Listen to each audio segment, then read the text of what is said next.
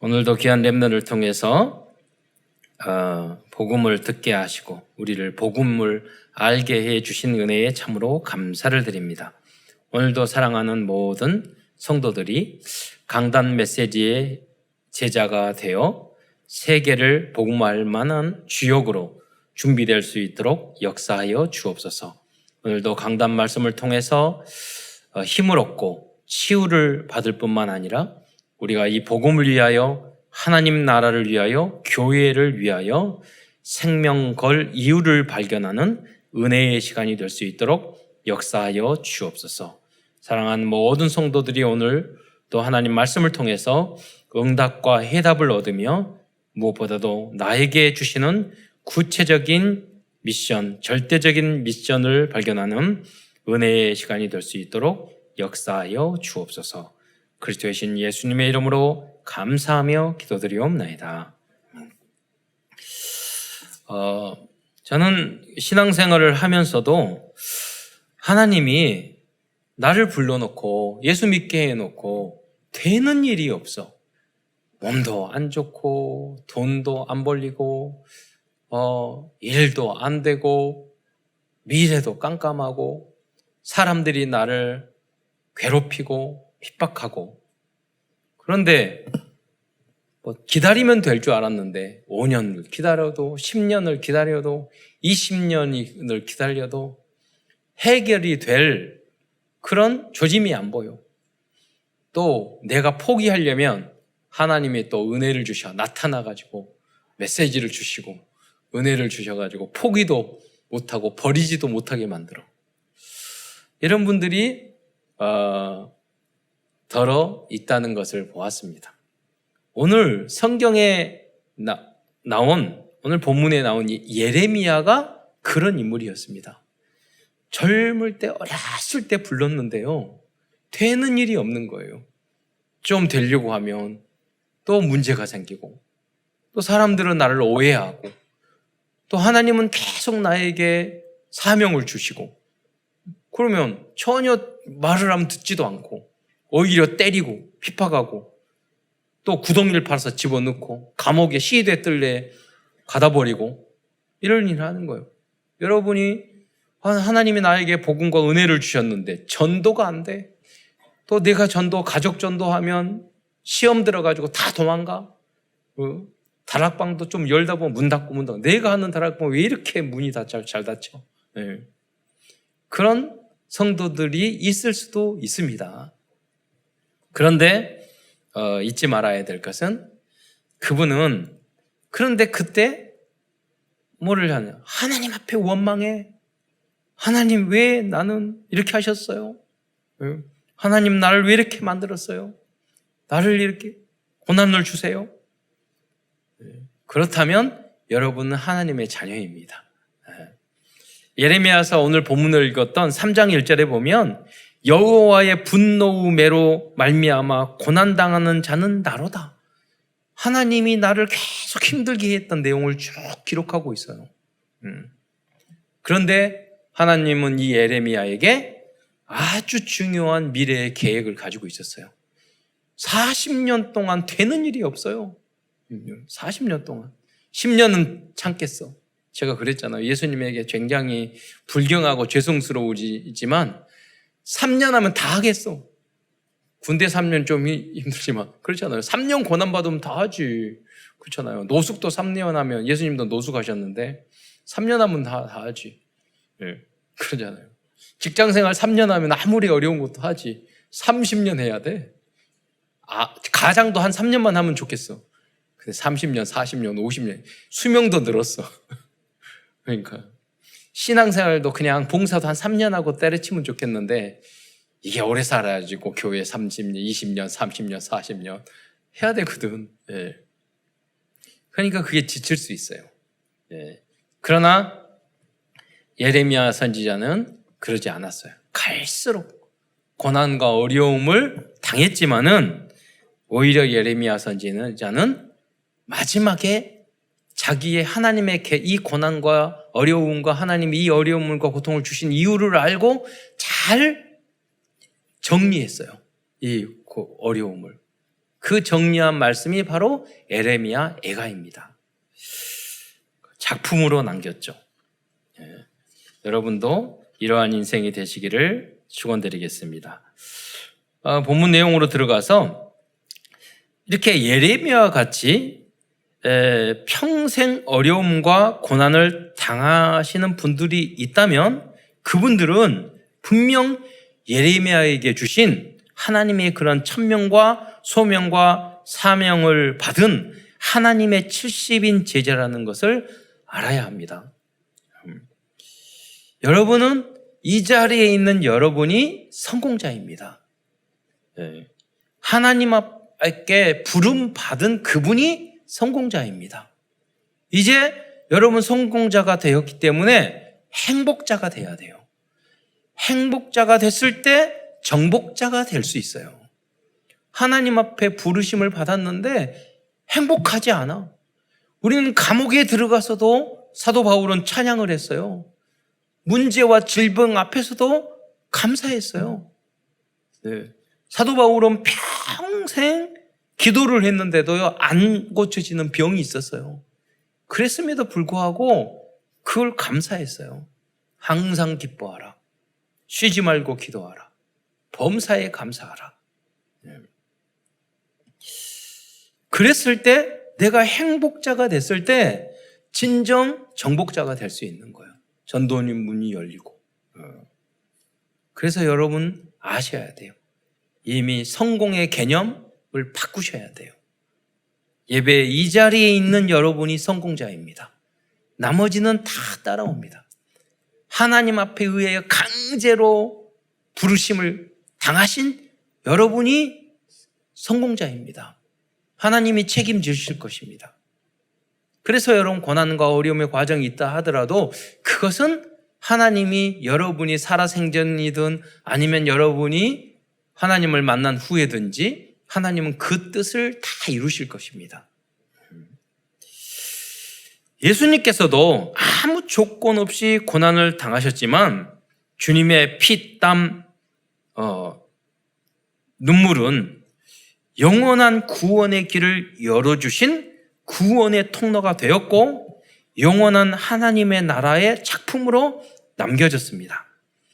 우리들이 하나님 나라와 후대와 교회를 위하여 흘린 피땀 눈물도 최고의 작품으로 남겨질 것입니다. 제가 우리 랩런트 영상으로 찍어서 올리면은요, 이거는 9년 전부터 올렸는데 안 없어져요. 그래서 우리 권사님들, 장로님들은 9년 전에 모습 안 늙어요. 영상으로, 작품으로 남겨서 다 합치면 제가 말했잖아요. 100만 회가 넘어요. 앞으로 1000만 하고 100만 구독자를 만들 거예요. 요새 제가 운동하고 이렇게 하는 거 인스타로 다 올리고 영상 다 올리고 할 거예요. 그러면서 우리 성탄 행사도 다 뮤지컬로 만들어서 다 작품으로 만들 거예요. 최종적으로는 여러분 우리 교회가 세계 237 나라를 살리는 작품이 될 겁니다. 그때까지 지치면 안 돼요. 그때까지 여러분은 포기하시면 안 돼요.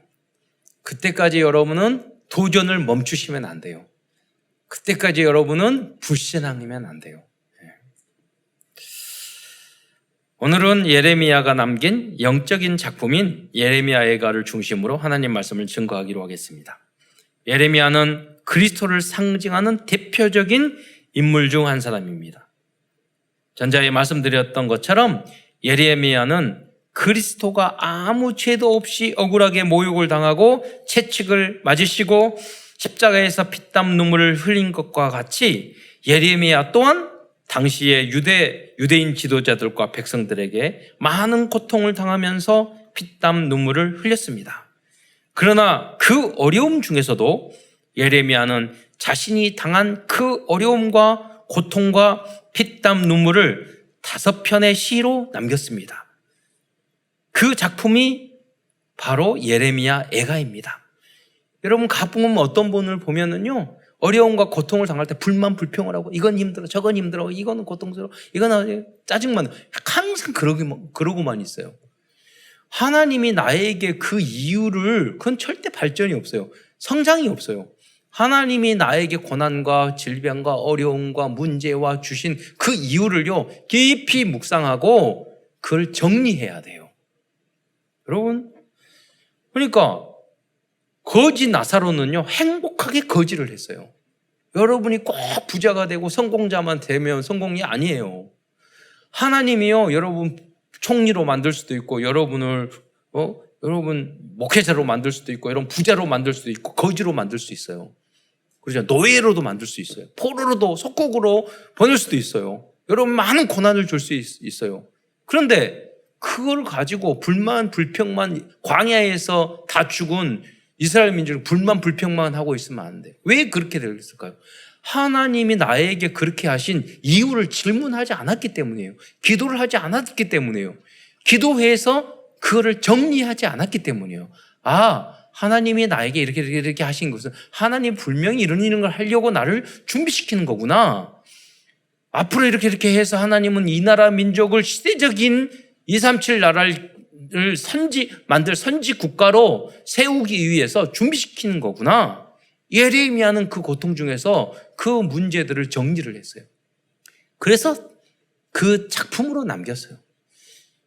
여러분도 지금 당하는 여러 가지 문제가 있고 여러 가지 환경이 있으면 그것을 정리하셔야 돼요. 그래서 여러분이 안 해도 좋아요. 바탕이라도 만들어주세요. 반대만 안 하고 노만 안 해도 돼요. 불신앙만 안 해도 돼요. 믿음으로.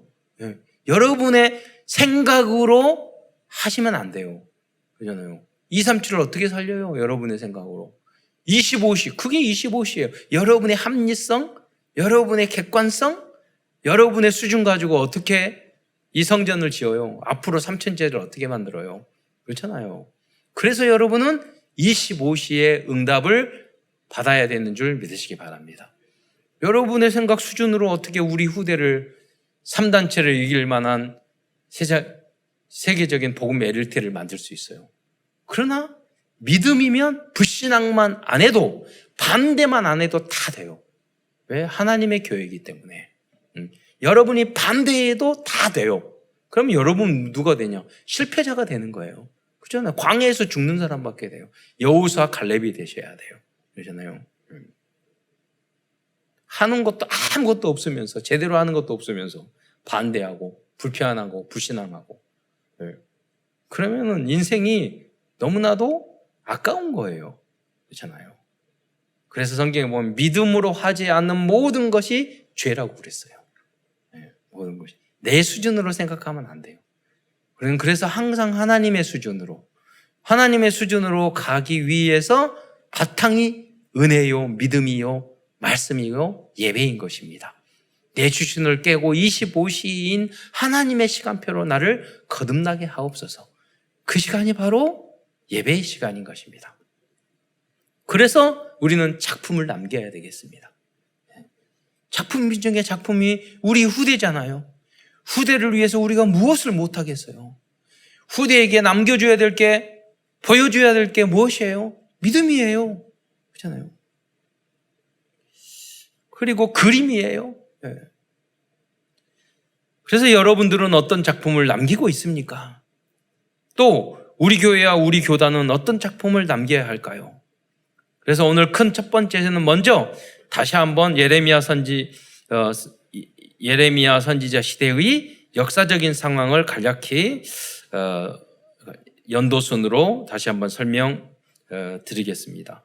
왜냐하면 예레미야가 40년 동안 한 게 아무것도 없어요. 고난당하는 것밖에 없어요. 메시지하고 아무도 제대로 들어주는 사람이 없었어. 그런데 이스라엘과 남유다의 역사를 보면 예레미야 시대의 그 40년이 앞뒤에 가장 중요한 역사예요. 여기를 이해해야지 나머지가 다 풀리게 됩니다.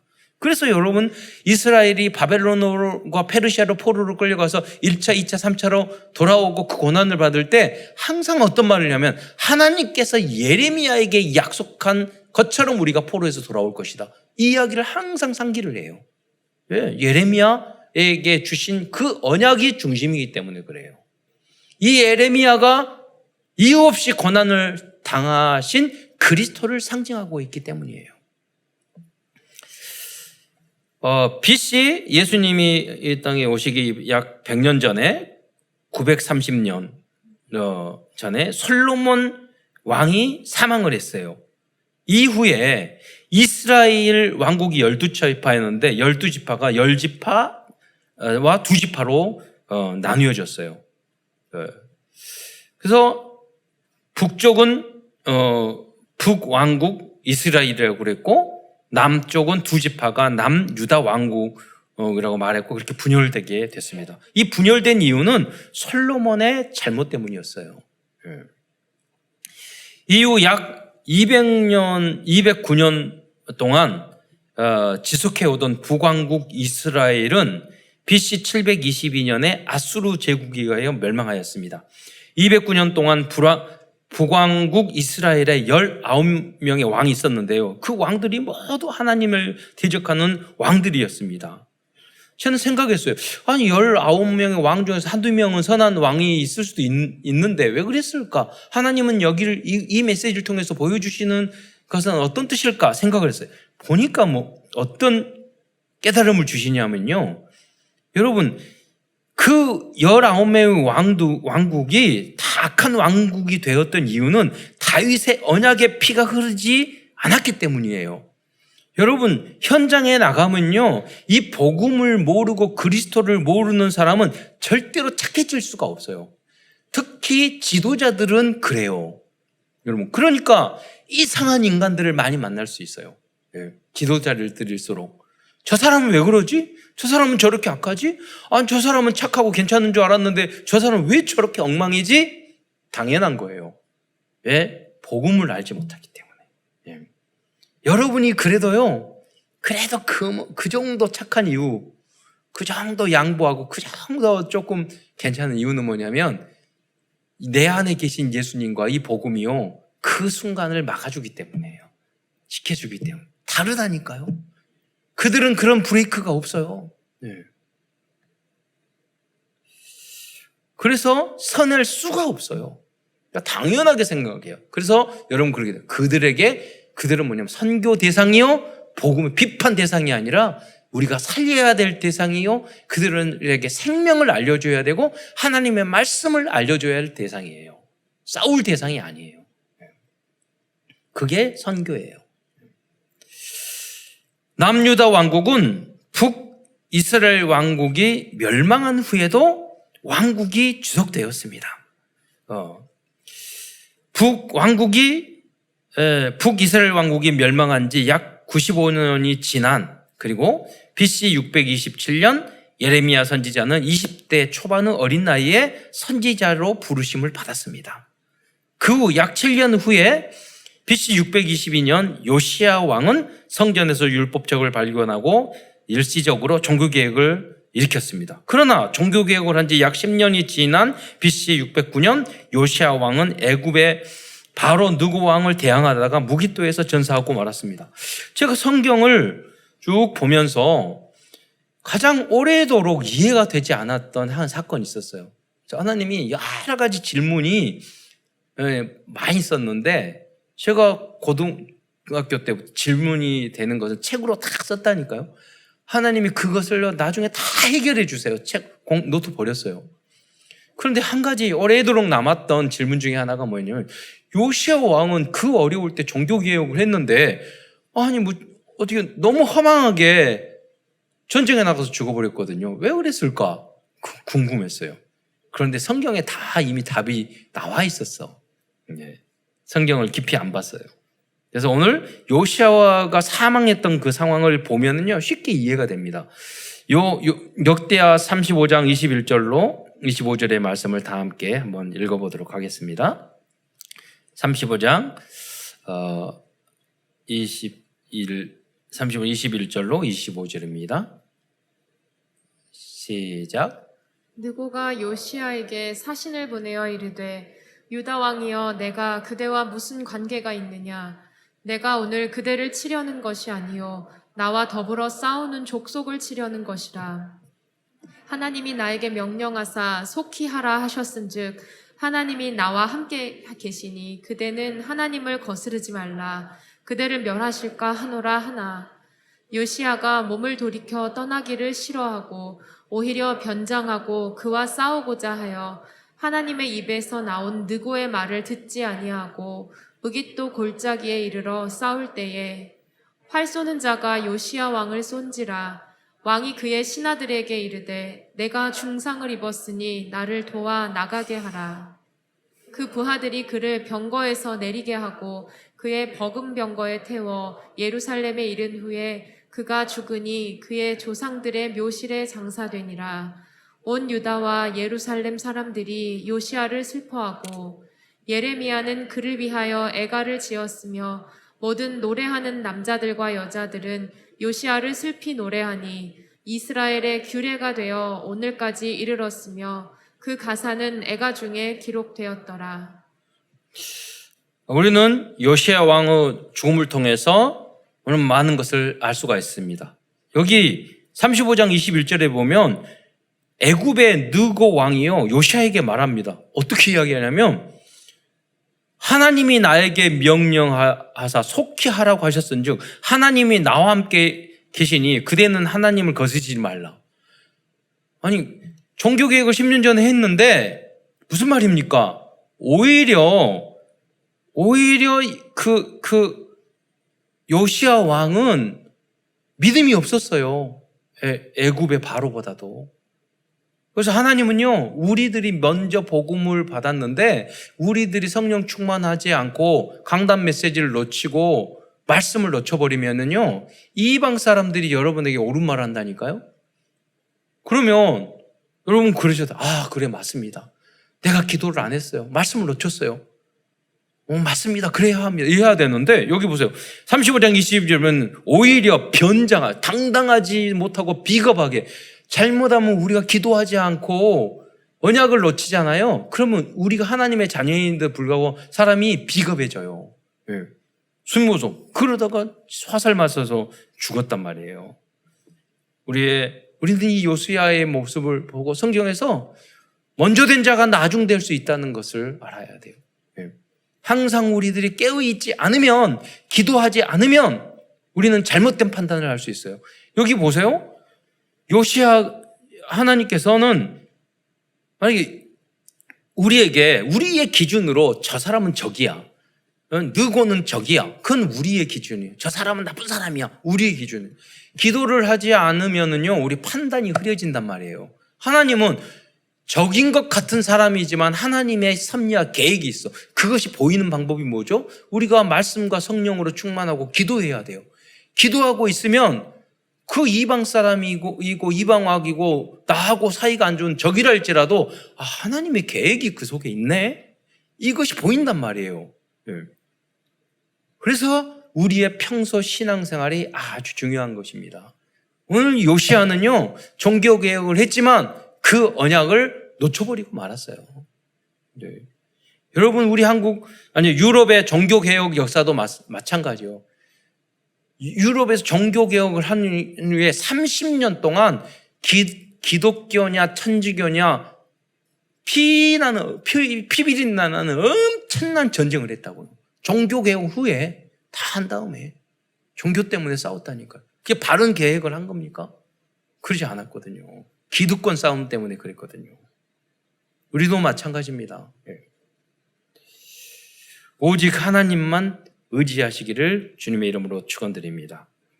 그 이후로 BC 605년에 남유다 백성은 1차 바벨론으로 끌려갔습니다. 이때 끌려간 사람 중에 다니엘과 세 친구들이 있었습니다. 렘넌트 다니엘과 세 친구는 예레미야 선지자의 눈물 어린 경고를 잊지 않았습니다. 다니엘과 세 친구는요, 뜻을 정하고 오직 하나님만 의지하였습니다. 그래서 영적 무한대를 누렸어요. 아니, 풀무불 속에 들어갈 정도로, 사자굴 속에 들어가도 전혀 두려워하지 않을 정도로, 비겁하지 않을 정도로, 거기서 하늘 보좌를 누렸다니까요. 이게 진짜 신앙입니다.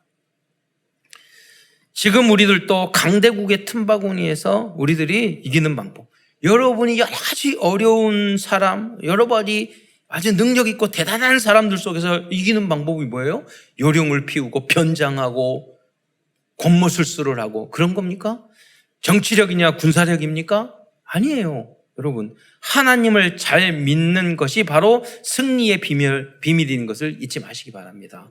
하나님만 의지하는 거예요. 우리의 절대 목표는 복음만 전하는 거예요. 그걸 잊지 않으면 하나님이 함께 하셔요.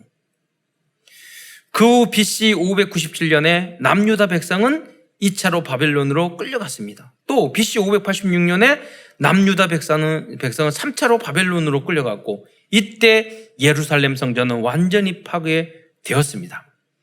예레미야 선지자는 이 모든 상황을 이 40년 동안요 직접 목격하였습니다.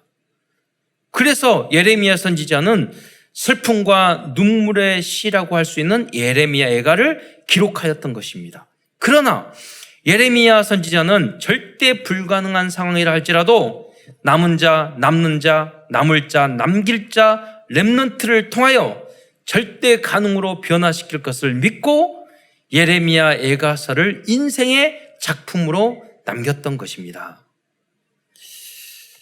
그래서 큰 두 번째에서는 예레미야 애가에 기록된 내용 중에서 중요한 말씀들만 몇 부분 여러분에게 설명드리도록 하겠습니다. 첫 번째로 예레미야 애가 1장과 2장과 4장은 슬프다는 말로 시작하고 있습니다. 예레미야 애가 1장 1절 첫 부분에 보면은 슬프다 그러면서 시작합니다. 이 성이여, 전에는 사람들이 많았던 이제는 어찌 그리 적막하게 앉아있는고, 전에는 열국 중에 큰 자가 이제는 과부같이 되었고, 전에는 열방 중에 공주였던 자가 이제는 강제 노동을 하는 자가 되었다. 이스라엘이 유다의 이 상황을 말을 하는 거죠. 슬프다. 두 번째도 2장 1절에 보면 슬프다 주께서 어찌 그리 진노하사, 그랬고 예레미야 애가 4장 1절에도 슬프다 어찌 그리 금이 빛을 잃고 순금이 변질을 하였으며 성소의 돌들이 어기마다 쏟아졌는 거. 성전이 다 무뎌졌으니까 돌들이 어기마다 쏟아진 거죠 라고 말씀하고 있습니다. 여러분, 사람들 중에는, 많은 사람들 중에 하나님 앞에 불신당하다가 맞은 사람이 있어요. 그래서 불신자 상태, 거기서 고난과 어려움, 포로, 노예, 속국, 이 인생을 살아가는 사람이 있어요. 여러분, 예레미야의 고난과 예레미야의 그거와 하나님에게 불신앙, 불순종해서 하나님으로부터 받은 고난은 전혀 성격이 다릅니다. 그렇잖아요? 욥의 고난과 달라요. 요셉의 고난과 내가 잘못해서 맞는 고난은 전혀 달라요.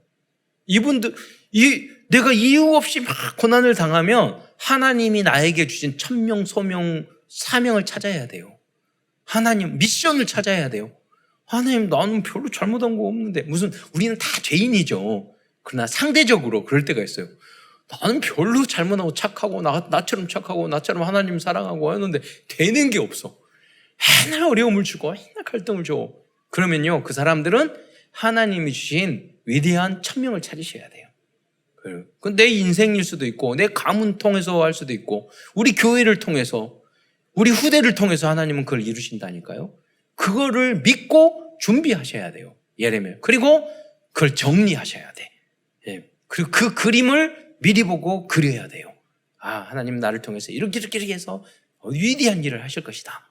그걸 한시라도 잊으면 안 돼요.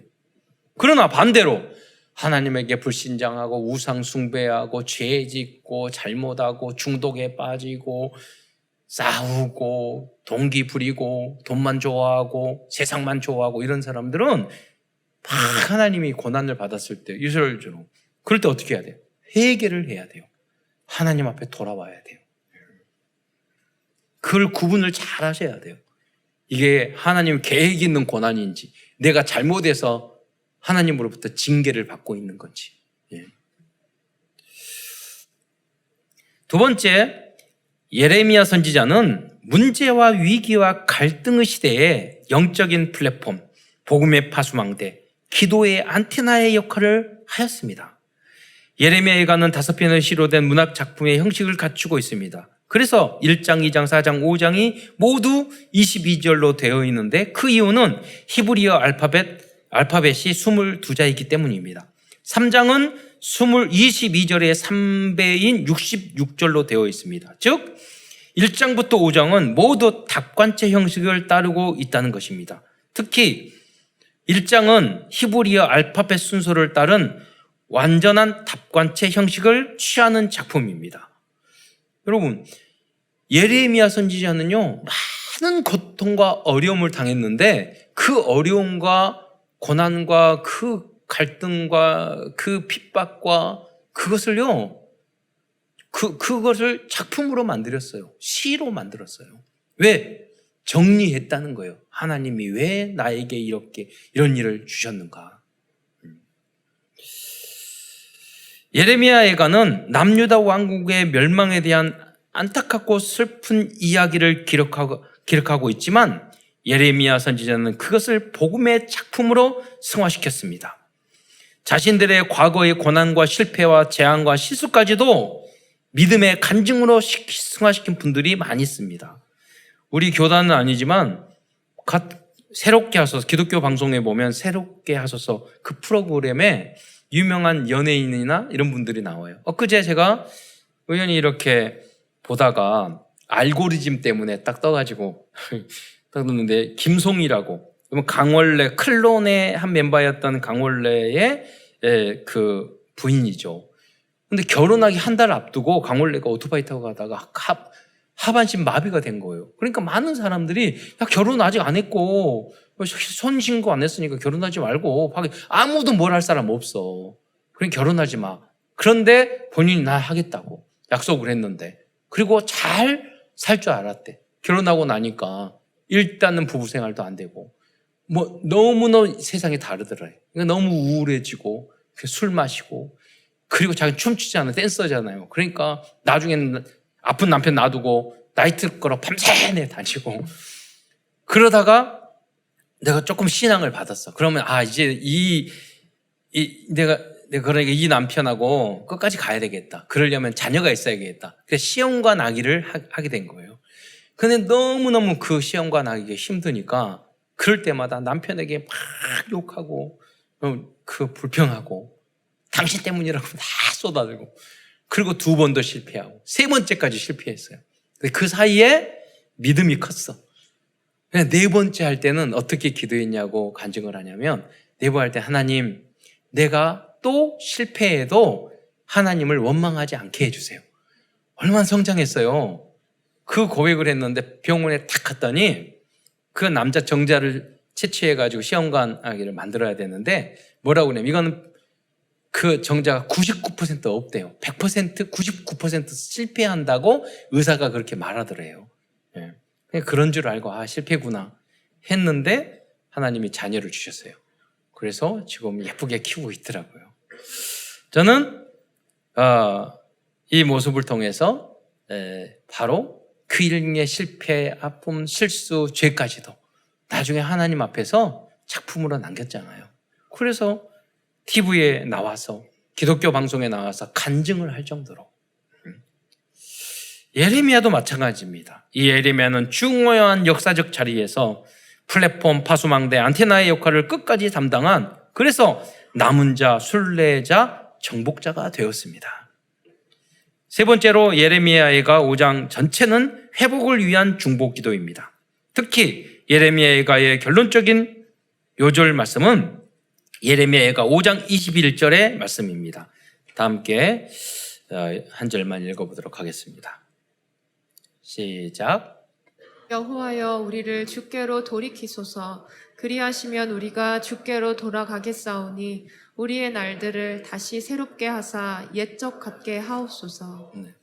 여기에 보면 우리들을 주께로 돌이키소서라고 말씀하고 있어요. 그런데 이 문구에서 우리들은 우리를이라는 단어 대신 가족과 전도 대상자와 나라를 넣어서 우리도 계속해서 기도해야겠습니다. 이것이 바로 참된 말씀운동, 기도운동, 전도운동입니다. 우리는 이렇게 기도해야 되겠습니다. 예를 들어서 우리 남편, 우리 아빠, 우리 남편을 주께로 돌이키소서. 자녀를 주께로 돌이키소서. 대한민국을 주께로 돌이키소서. 중국과 일본과 미국을 주께로 돌이키소서. 237 나라를 주께로 돌이키소서. 결국 하나님께서는 예레미야의 기도를 들으시고 유다를 회복시켜 주시고 예루살렘과 성전을 재건해 주셨던 것입니다. 이 응답이 여러분들에게도 있을 줄 믿습니다. 결론입니다. 예레미야는 피땀 눈물을 흘리며 그 인생을 전도와 복음을 위한 역사적인 작품으로 남겼습니다. 그렇다면 우리는 어떤 작품을 남겨야 할까요? 우리는 후대 렘넌트들과 전도를 위한 5가지 RUTC를 작품으로 남겨야 하겠습니다. 저도 기도했어요. 하나님, 저에게 주신 헤븐리 달란트를 무엇입니까? 저의 70 현장은 무엇입니까? 하나님이 감동을 주셨어요. 운동이다. 운동해라. 그래서 저는 70 현장의 운동 현장을 찾고 있습니다. 너무 재밌어요. 처음에는요, 그렇게 하기 싫어요. 갈 때마다. 운동하는 게 그렇게 싫어. 귀찮고. 새로운 건 하는 게, 창피하고. 막 그래요. 이 나이에. 가면 제일 잘해. 하면. 그래서, 엊그제는 프리 다이빙이라는 걸 했어요. 처음 가서 제가, 숨 안 쉬고 10m 내려갔어. 그러니까 강사가 깜짝 놀래. 이번에 가가지고 2번째 갔는데 14m까지 내려갔어. 프리다이빙. 그래서 거기 보면 5m 있고 10m 있고 16m 있고 36m 있어요. 숨 한 번 딱 들이쉬고요. 진정한 호흡 기도가 돼요. 거기 보면 죽을 것 같으니까 예수는 그리스도 기도 많이 돼. 그러니까 2분 동안 3분 들이키고 3초 들이키고 6초 하는 걸 2분 동안 하고 잠수하거든요. 그러니까 예수는 나의 그리스도. 2분 동안 그거 하고 이제 들어가요. 잘 들어가요. 그래서 정말로 이런 새로운 세계가 있구나. 거기에서 얻어지는 굉장히 특별한 재미가 있어요. 맛이 있어요. 그래서 그걸 하고 나서 이제 237 나라 바닷가에 가서 하나님이 다오신 물속에 잠수해서 다 보려고요. 그게 237 나라예요. 나에게 준 70 현장. 그래서 지난번 스키 타면서 친구 한 명이 운동하는데 자기가 보드를 잘 탄다는 거예요. 그럼 나 가르쳐주라. 내가 돈 내줄게. 그래가지고 우리 교회에서 다 가면은 돈 내주기로 했어. 그러니까 같이 갔어요. 같이 가고 오고 리프트도 올라가고 내려오면서 복음 이야기하고 인생 이야기하고 완전 친해졌어. 한번 갔다 오니까. 불신자를 만나야 돼. 계속. 원래 전도를 좋아하는데 목사 보니까 다 믿는 사람 만나서 재미가 없어. 그래가지고 전 전도하기로 했어요. 불신자 현장으로 가서. 재밌어요. 행복하고. 70 현장. 그래서 우리 내일 명절날 만났는데 다 대명 비발디 스키장에 우리 동생하고 조카들 다 모이라고 그랬어요. 가르쳐주면서. 그랬더니 우리 서로 사랑의 이사였던 그분도 원래 보드를 잘 탄대요. 그래. 그 딸, 고3짜리 딸하고 같이 오겠다고 그래서 같이 친해지고 그러면서 또 전도하고. 이게 RUTC 운동이다라 이 말이에요. 이 RUTC 운동이란 우리 후대를 237 치유 서밋으로 만들기 위한 근거예요. 5가지 영적 시스템을 만드는 거예요. 그래서 RUTC는 R은 뭐예요? RUTC 어떤 분은 RUTC가 뭐 그런 말을 만들어요. 우리는 YMCA를 하지 말고 RUTC. 그렇잖아요. 보이스카웃이 아니라 우리는 RUTC, 렘넌트. 그 뜻이에요. 우리의 거. YMCA가 영맨 크리스찬 어소시에이션이잖아요. 그렇죠. 그런데 뭐 복음적인 걸 일을 하나요? 안 하잖아요. 우리는 진정한 복음적인 일을 하자는 거예요. RUTC에서. 그래서 R은 렘넌트, U는 유니트, 연합, 함께라는 뜻이고 T는 트레이닝, 영적인, 기능적인, 운동적인 전도, 훈련시키자는 거예요. 그래서 그걸 할 수 있는 센터, 장소와 공간을 의미합니다.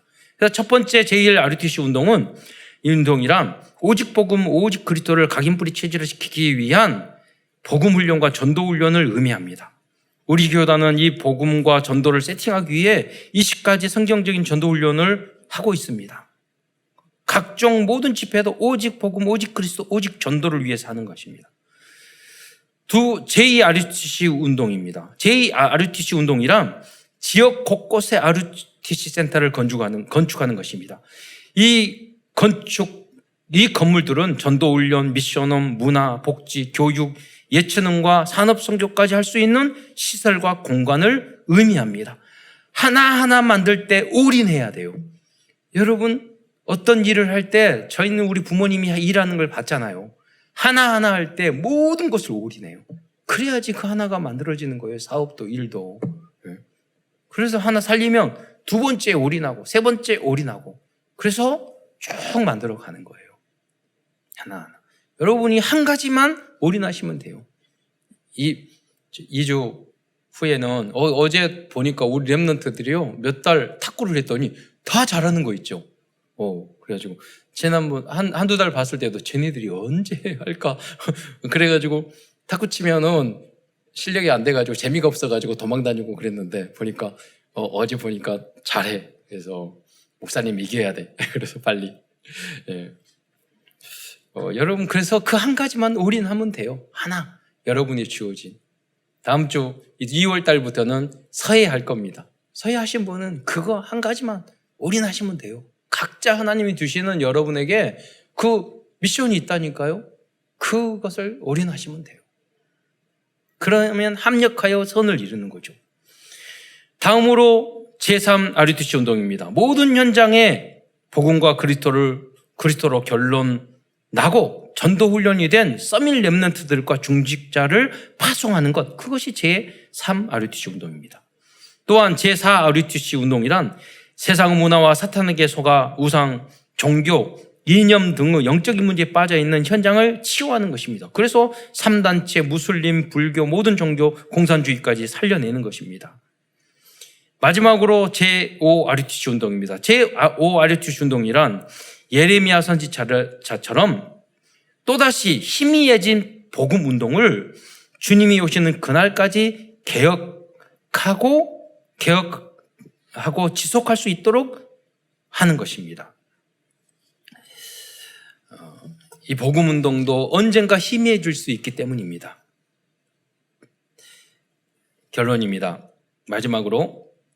마지막입니다. 말씀 운동, 기도 운동, 전도 운동을 통해서 천국 가는 그날까지 제12345 RUTC 운동을 237 나라와 70 현장에 여러분에게 주신 그 70 현장에 세팅하는 일에 올인하는 모든 성도들과 후대들이 되시기를 축원드리겠습니다.